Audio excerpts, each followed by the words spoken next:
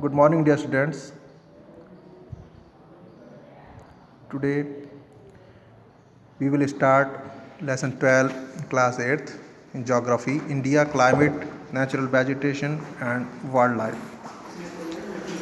Today we discussed the climate of India. Okay. देखिए, जो India की जो क्लाइमेट है वो बहुत इंडिया एक तो पहली बात मैं बता दूं आपको, ये बहुत वास्ट कंट्री है, बहुत वास्ट एक्सपेंस है और यहाँ पे जो एक्सपीरियंस है वाइड वैरायटी के क्लाइमेट्स कंडीशन है।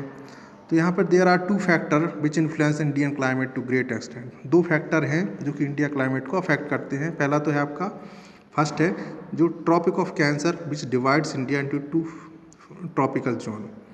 जो ट्रॉपिक ऑफ कैंसर है, आप जैसे मैप के थ्रू देख सकते हैं, एक लाइन आपको दिख रही होगी, ये इंडिया को 2 इक्वल पार्ट्स में डिवाइड करती है। इसको कहते हैं ट्रॉपिक ऑफ कैंसर। सेकंड, जो ग्रेट हिमालयाज है which prevent cold winds from central Asia to reach India. जो हिमालय है ये ठंडी हवाओं को आने से रोकता है बाहर से, सेंट्रल एशिया से। तो ये हमारे जो नेचुरल वेजिटेशन है या क्लाइमेट है उसको बहुत ज़्यादा इफेक्ट करता है। अब मैं आपको बताऊंगा फैक्टर्स जो इन्फ्लुएंस ऑफ क्लाइमेट यानी जो क्लाइमेट को अफेक्ट करते हैं फैक्टर्स, वो वाले फैक्टर्स। फर्स्ट है आपका लैटिट्यूड। देखिए, इंडिया बहुत वास्ट कंट्री है। अगर आप मैप में देखें तो ट्रॉपिक ऑफ कैंसर इसको 2 पार्ट्स में डिवाइड करती है, इक्वल पार्ट में, मैं पहले ही बता चुका हूँ आपको। ठीक है, most of southern part of India falls into the tropic zone. तो जो साउथ का पार्ट है वो ज़्यादा से ज़्यादा आता है। तो वहाँ पे क्या होता है कि बहुत ज़्यादा ग्रीन वेजिटेशन है, हरियाली है। और जो नॉर्दर्न पार्ट है वो सब ट्रॉपिकल जोन में आता है। ठीक है ना, तो वहाँ पर जो टेम्परेट टाइप का जो क्लाइमेट है वो रहता है, यानी ये गर्मियों में गर्म और ठंडियों में सर्दियों में ठंडा। और जो साउथ का होता है वो ऑलमोस्ट वार्म ही रहता है। ठीक है, तो अब यहाँ पे आप देखें कि फ्रीजिंग पॉइंट तक पहुँच जाता है। हिमालय पे जो नॉर्थ में है फ्रीजिंग पॉइंट तक आपका टेम्परेचर पहुँच जाता है। रेनफॉल यहाँ पे समर सीजन में होती है। तो एक तो आपका ये लैटिट्यूड फर्स्ट, ये आपको फैक्टर अफेक्ट कर रहा है। दूसरा है एल्टीट्यूड। एल्टीट्यूड आपका ऊंचाई, एल्टीट्यूड मतलब ऊंचाई। Srinagar is colder than Delhi. इसका रीज़न क्या है? रीज़न ये है कि श्रीनगर इज़ सिचुएटेड है हायर लैटिट्यूड, हिमालयन माउंटेन में है श्रीनगर, और जो दिल्ली है वो नीचे है।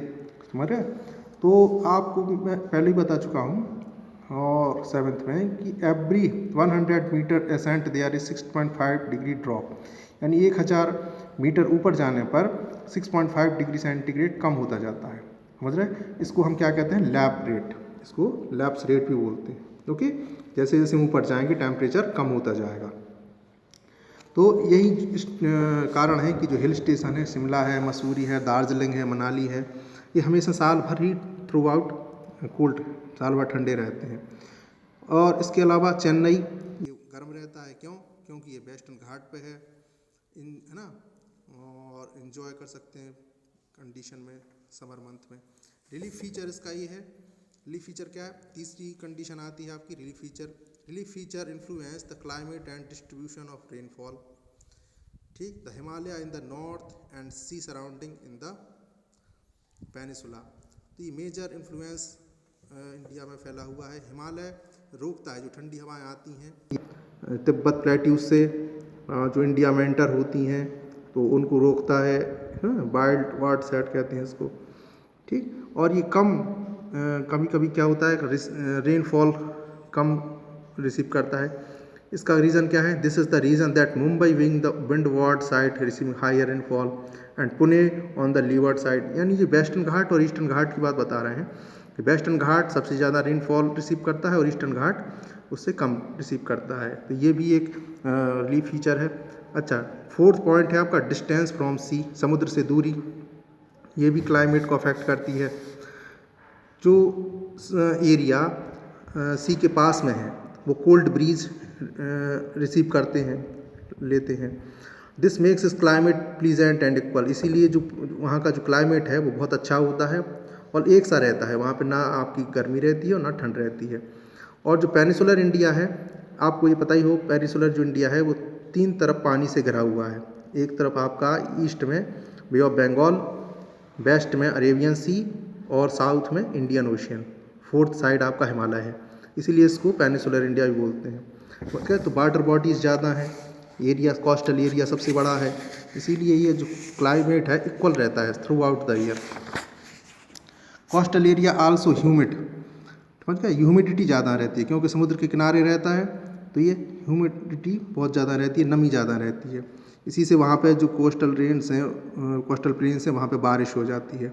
तो जैसे जैसे हम दूर जाते हैं समुद्र से, सी से, very hot and winters are very cold, तो गर्मियों में गर्मी बढ़ती जाती है और सर्दियों में सर्दी बढ़ती जाती है। तो इस तरह का जो क्लाइमेट है वो एक्सट्रीम क्लाइमेट डेजर्ट में और ज़्यादा होता है। दिल्ली जो कि बहुत ज़्यादा समुद्र से बहुत दूर है, इसीलिए यहाँ पे एक्सट्रीम क्लाइमेट रहता है, यानी गर्मियों में गर्मी पड़ती है और सर्दियों में सर्दी। अब आप राजस्थान की बात करें तो Rajasthan which covered by the Thar desert, तो जो नॉर्दर्न प्लेन्स हैं as well as northern part of Deccan plateaus जैसा ही है, जो कि अवे है सी से दूर है, डिफरेंट लार्ज सीजन टेम्परेट होता है वहाँ पे। ओके, तो कहने का मतलब humidity and rainfall are less है, कम होता है यहाँ पर राजस्थान में। नेक्स्ट मैं आपको वीडियो में बताऊँगा सीजन इन इंडिया, किस टाइप के सीजन आते हैं। ओके।